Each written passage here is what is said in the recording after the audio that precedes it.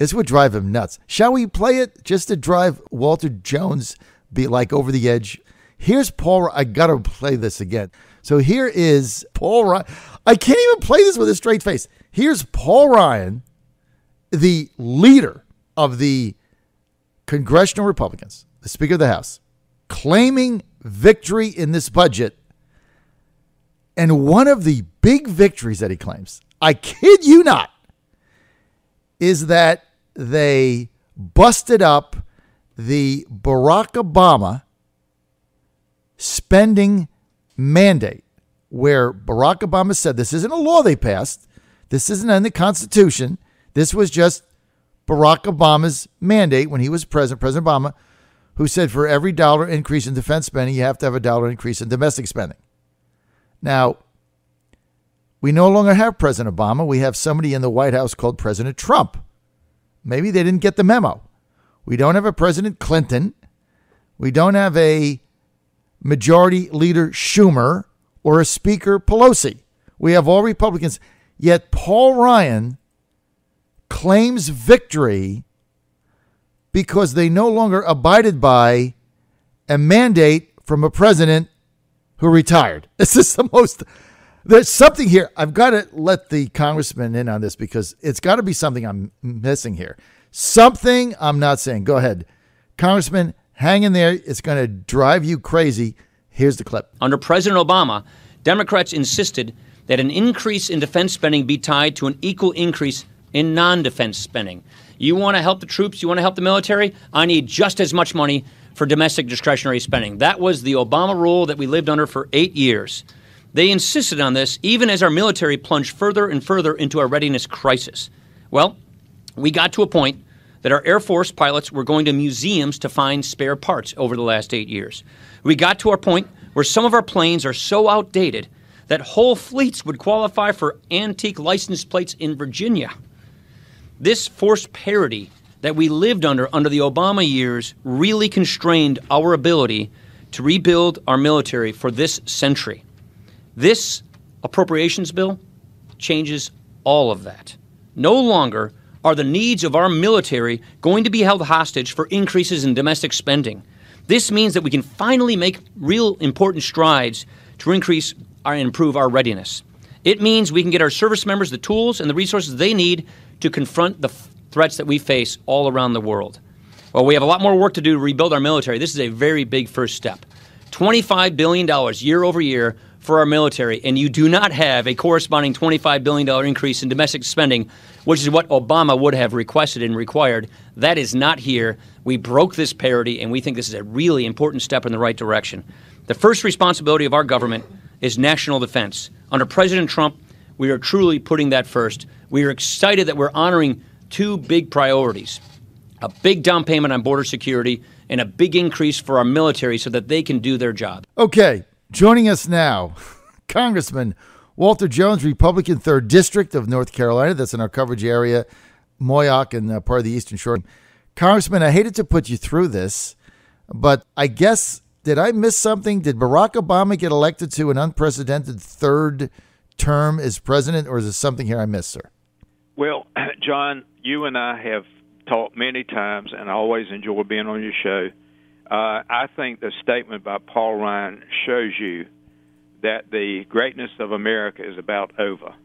How in the world can we pass a CR today or tomorrow that will increase the debt by $1.1 trillion, and all he can talk about is the fact that we've changed the formula from the previous president, who's not there anymore, to your point, not even there anymore. That's all we got to brag about, of spending more and more money, no accountability where the money goes. I know you remembered an article about the United States Army had misplaced and could not find $6 trillion. Yes. That was a national news story. Where is the outrage about trying to find that $6 trillion? I mean, it is, to me, what is going on here in Washington is like an out-of-control merry-go-round that just keeps spending and spending and spending, and I'm talking about dollars. Mm-hmm. It's an incredible budget we've got. you're voting on today with Republican majorities in both chambers and a Republican president who promised to bring dramatic change and break up the banks and the lobbyists and the chokehold that Goldman Sachs has on the government and everything else, you certainly don't see it in this budget. I mean, they're claiming victory for things like at the press conference yesterday in the White House and on the conference call, which I was on for White House correspondents, which I'm one of, Budget Director Mick Mulvaney, a former colleague of yours from South Carolina, also claimed a victory that Planned Parenthood wasn't funded in the Obamacare replacement bill that hasn't passed. That was a victory in the budget. I don't know how you get a victory for something that's not even passed that's got nothing to do with the budget. I mean, that was a victory. They claimed a victory for this ridiculous thing, not doing the one-on-one spending thing. Spending is increased, and you're right. Every single priority except an increase in defense spending that the president said he wanted to Congress, he didn't get any of it. And yet it's coming up for a vote today. And how many votes against this budget you think you'll have? 25? Maybe 25 to 30. You're probably closer than I at 25. It's the sad thing is, John, that I don't think you can stop the runaway train that is going over the cliff, and that's called the America is out of control. And that's not the American people's fault. It's not your listeners' fault. It's not you. And to a certain degree, it's not me, because I'm up here fighting about it on a regular basis. But nobody in leadership cares. I mean, I wrote a letter to Paul Ryan a week ago, and I told him that he is denying me and every member of Congress our most sacred duty and constitutional responsibility to vote about war, sending our young men and women overseas to be killed in foreign countries. Now, if that's justified, then let's have a policy debate by the Congress who Madison said is responsible for voting for war. I don't know how you can change this place unless you get somebody in the leadership that will try to Ron Paul, if he would take it, I'd vote for him today. Somebody that would follow the Constitution. Whether it's a spending bill, whether it's a war issue, we are not meeting our constitutional duty, and I don't know what you do. It's very frustrating, Congressman, isn't it? Well, it is, because I know, and you know, I mean, I did a radio show in Greenville yesterday, and the host, Tom Lampert, said, Mr. Trump's talking about a gas tax to fund some of the infrastructure bills. And I said, well, of course, we haven't seen that yet. But I said, here you go with a gas tax. If you don't have a legitimate debate and try to explain to the voters who are going to be paying that gas tax, along with me and you, the justification, then I said, the American people are getting tired of reading about buying goats, being tired of seeing billions and billions of dollars over budget buying planes. I don't know. It just is very frustrating. So we had this debate on Afghanistan. We've been in this war, Congressman Walter Jones, since 2001. This is now a 16-year war, right? There's no historical precedence for this, right? The longest war we've ever had, I think, probably World War II, right? We got it in 41, out in 45. Yep. That was 4. World War I think, was 3, and I guess the Civil War was 4. But, I mean, 5's the math. 16 years. 16. And now, Congressman, they're saying they're sending another 2,000 troops to Afghanistan. With no action by Congress. No action. Another 2,000. No authorization for military force. No declaration of war. Just sending another 2,000. The generals say, well, we need 13,000. Well, we had 170,000 there and couldn't win. What the hell is another 2,000 going to do? I mean, John, to your point, we've been training Afghans to be policemen for 16 years.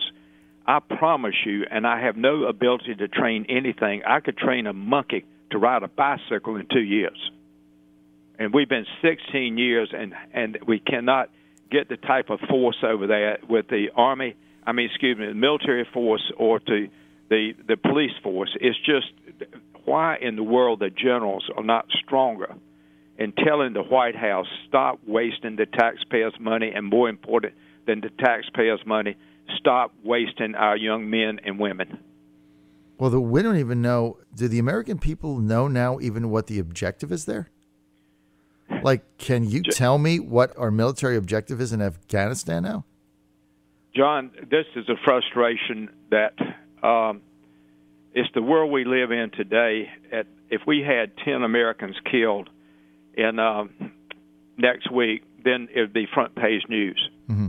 But as long as we have one American killed and maybe one wounded, it doesn't even make the back page. Right. And that's why I put this bill in with John Garamendi from California. He's looking at a dear colleague letter that I want him to sign off on it. Then we're going to send it probably next week, the end of the week, because we're home next week. And reminding members of Congress, there are 300 of you sitting on the floor of the Congress today that have never debated and never voted about Afghanistan. Don't you think it's your time to meet your constitutional responsibility? Yes. It's just frustrating. I would think so. This war, there's no objective. We kicked the Taliban out, installed the government. That didn't work, right? Remember Karzai and all that? That was a disaster. Yeah. They stole hundreds of millions of dollars. They just stole it. That's gone. That's failed. Now the Taliban is bigger than ever. That's come back. They've got ISIS in there running around. All these different factions. The only thing the Afghan people have ever united against in history is foreign invaders, whether it's us or the Soviets, whatever. They unite against them, right? Whether it's whatever army comes in there, they unite and defeat them, including the British. But when it comes to governing themselves, look, they're a group of tribes. That's right. They're tribes. They're tribes. Tribal And this idea that somehow we're going to install some kind of a democratic government and they're going to get together and they're going to defeat, ISIS, defeat this, defeat that, they're never going to do any of this. John, to your point and my point, it is a failed foreign policy that we want to continue to fail by spending blood and money. It's just ridiculous. And the thing is here, look, if you just got out of there, Congressman, if you just said, you know what, I'm done, I'm out, what would happen? Well, Putin would have to go in there. That would be his problem because of all the Muslims on his southern border now with Afghanistan. That would now become his problem, further depleting his resources. Let him handle it. Let's get the hell out of there, right? Absolutely. That is the whole point. And why, again, I blame Paul Ryan more than anybody, because as Speaker of the House, he could direct the committees of jurisdiction to meet and to bring up and debate and send to the floor of the House a new AUMF, authorization of military force, and give us a chance to meet our constitutional responsibility. So I blame him, and I said that in the letter. You have the authority to let the House work its will based on the Constitution that gives us the right to debate and vote to go to war. And what will he do? He'll say nothing, right? Because I doubt if he'll respond to my letter. He's not going to respond. Of course he's not going to respond. I put, please respond. They're not going to respond because no. Because it ever got to the floor, they would actually have to go on the record and then defend why we're still there to their constituents. See, right now they can blame Trump or blame Obama or blame Bush or blame Clinton or blame somebody, but they don't have to be accountable themselves. Meantime, money keeps flowing in. People are making hundreds of millions of dollars off this war in Afghanistan, all the suppliers, and then the generals retire. They go on TV to talk about it. They make millions. Everybody's making millions. Our kids come home, body bags, no arms and legs. Absolutely. It's the scam of the century. John, you just triggered something in my mind because we were not on last week because of the technical problems. But let me mention a name to you if you write it down. Nomi, Nomi, Nomi, Prins, Prins. I would have talked about this at your show because it ties into something you just said. I met with this woman for 45 minutes. You can look her up on the Internet, and she is fascinating. She worked with Goldman Sachs. She sat in my office for 40 minutes to tell me that the gambling on Wall Street and in the banks is just as bad today as it was 6 or 7 years ago when we bailed out the banks, and we're headed for a catastrophe in this country, economically speaking. I would love for you. I'll let her know that you might get a call. You need to get her on your show for 45 minutes. I'm going to do that today. I'll contact her staff to see if they have her number. I'll look her up, but I would love to get her on because, that's the thing is the gangster banksters up there in Wall Street, they're at it again. They've infiltrated the White House. The money is flowing 3 ways to Wednesday. Absolutely. you look at the TARP bailout, too big to fail. Do you know, and I'll end with this and then just get your comment. When we bailed out the banks, there were 8 major banks that controlled 80% of the U.S. credit, right? 10 years later, after the bailouts, 5 banks control 95% of the U.S. credit. So it got bigger and bigger and bigger since the bailout because the banks took the money and they gobbled up all the community banks around them. So there was no competition. Now they charge all these fees and there's no way out. I mean, have you ever seen such a thing in your life? John, that's why I truthfully, I'm a man of God. And I know you are, and I'm going to tell you, we are at the end of a great nation. We will survive, but we won't be great the way we're going now. That's what worries me for our children and our grandchildren.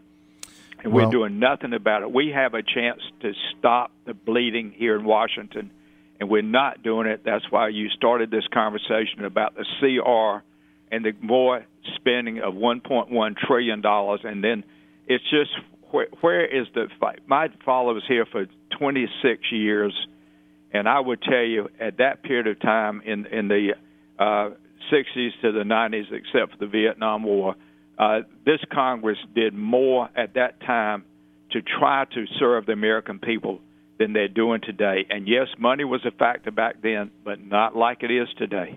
Well, we had a caller earlier that said in 1986, lobbyists spent $153,000 per legislator, right? 535 legislators. That was in 86.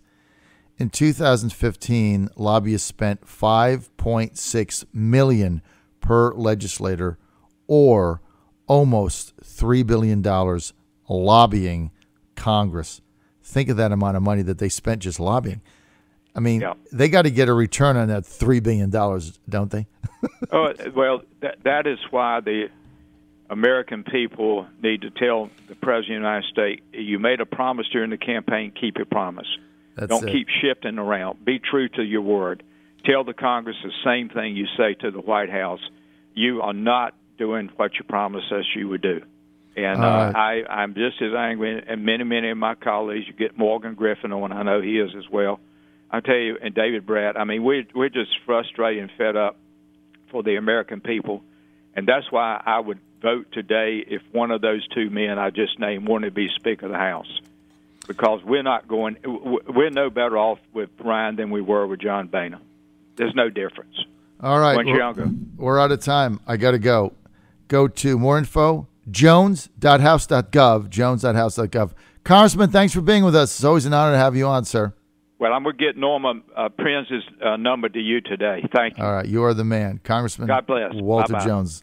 And thank you, sir. Thank you so much. I tell you what, you're never going to get the kind of candor anywhere in America except on my show, right? We just had 2 congressmen tell you exactly what's going on in there, and their frustration comes out. And this is real, man. This is real. This is not soundbite 5 minutes and then, talk about the cat in the tree. This is real life stuff that's going on in your world, and we appreciate that. You can't get it anywhere else but here on the John Fredericks Radio Network.